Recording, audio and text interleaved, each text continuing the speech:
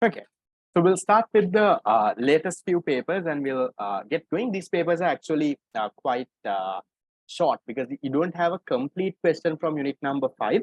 We'll quickly discuss them. Okay, which of the following items of government expenditure are collective and which are individual? Now, what is collective government expenditure?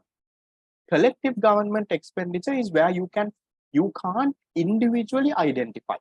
For example, per student this much, per person this much. If you can't individually identify an expenditure, it's called a collective expenditure. If you can individually identify, okay, the cost of providing this for one person is this much, that is what you call individual government expenditure. Okay, so I want you all to think, guys.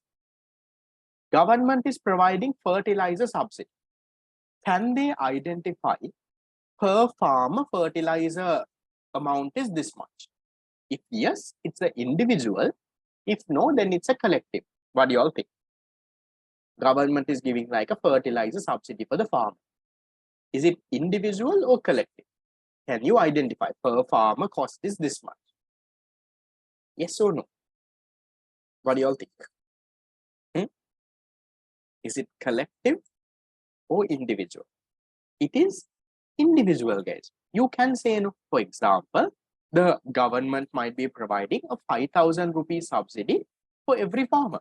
So it's like coupon card where they can go and buy, let's say, their fertilizer. Individual. Then what about medical research? So government is spending some money for medical research. Can you identify per person the medical research cost is this much? No, right? That's more like a collective. Can you say the medical research cost for Arshad is this much, for this much? No, that's like collective expense. What about the police and fire brigade? What do you all think? Again, collective. What about the school midday meal? For school students, they are giving a midday meal. You can identify that, right? Per student cost is 100 rupees.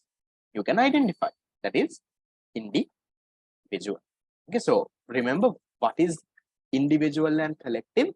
Individual is where you can identify per person how much is it. Collective, you can't do that. You have to get a total. Going to the next. You have been given the following data for a hypothetical economy: compensation of employees, gross operating surplus, consumption of fixed capital, other taxes less subsidies, taxes on product, subsidies on product, net primary income, net current transfers. Okay, before we even read the question, if we are to calculate GDP, which approach? Which approach is this? Output, income, expenditure. This is the income approach. Okay, we look at the requirement. One requirement is calculate the total gross value added, 2 marks. Second requirement is calculate GDP, 2 marks. Third requirement is to calculate net national income, 2 marks. Last one is to calculate gross national disposable income. Right. So we'll put all of this here and we'll do it. Okay. How do you go to GVA? In the income approach, you have compensation of employees, 2,500, gross operating surplus, 6,000, plus other taxes less subsidies on production. You have how much? That's a 50. Guys, do we take consumption of fixed capital 700 also? Consumption of fixed capital is a component of gross operating surplus. Why are we not taking it? Because this 700 is already inside this 6,000. So don't double count it. So this addition will give you the gross value added. How much is that, guys? 2,585, 8,550. That is your part A. Calculate the gross value added at basic price. So how do you go from gross value added at basic price to GDP at market price? How do you go there? What do you have to add? You need to add taxes on products, that is 1,200, and you need to minus subsidies on products. How much is that? 250.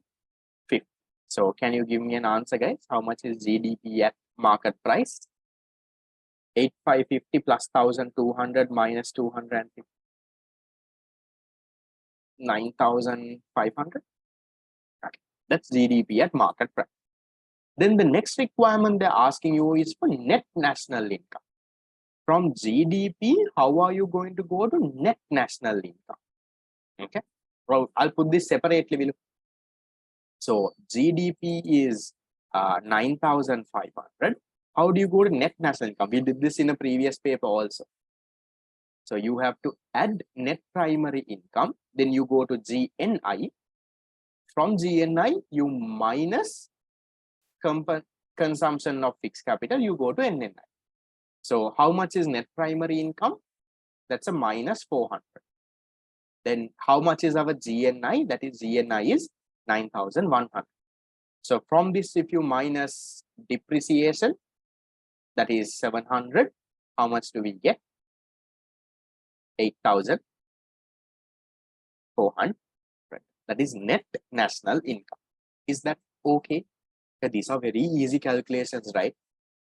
8 marks for this question is like 3 marks altogether. Same? Yes? No? Okay. And then the last part, guys, is asking you for gross national disposable income. Okay. It'll go there also. He also will again start with GDP. We don't have to start with GDP, but never mind. So how do you go from GDP to gross national disposable income? So from GDP, you first add net primary income, you go to gross national income. To gross national income, if you add net secondary income, you get gross national disposable. So how much is, now you don't have to do that. We have GNI already, no? GNI is 9,100. But this, if you add net secondary income, how much is that? Net current transfers, that is 1,000. Yeah, you add this 1,000, you get how much? 9,000 plus 1,000, 10,100. Is that okay, guys? How many of y'all got this? Got all 4 right? Part A, B, C, and D. Yes. Got all 4 right? Okay. So if you can get all 4 right, guys, that means you're okay. Income approach calculation, you're fine. Now see, this is 8 marks, right? I think it's the easiest 8 marks that you can ever get. I also personally prefer sums than essay questions. And I'm telling you, if you're someone targeting for an island rank, trying to go to a really high mark, go with the sums. Because for sums, if you have shown the method, got the answer, there is no way that they can cut marks. But for theory questions, they can cut marks. Maybe you have not written very clearly, right? You know, you have made a careless mistake. Yeah. But sums also, the risky part is there. If you get it wrong, whole mark is gone. That's why for someone who is going to get like an island rank, that means you're already good at it now. So take that risk and go with it. Okay. Done, and done. Right. So that is it with the 2019 paper. There is only a small calculation for 8.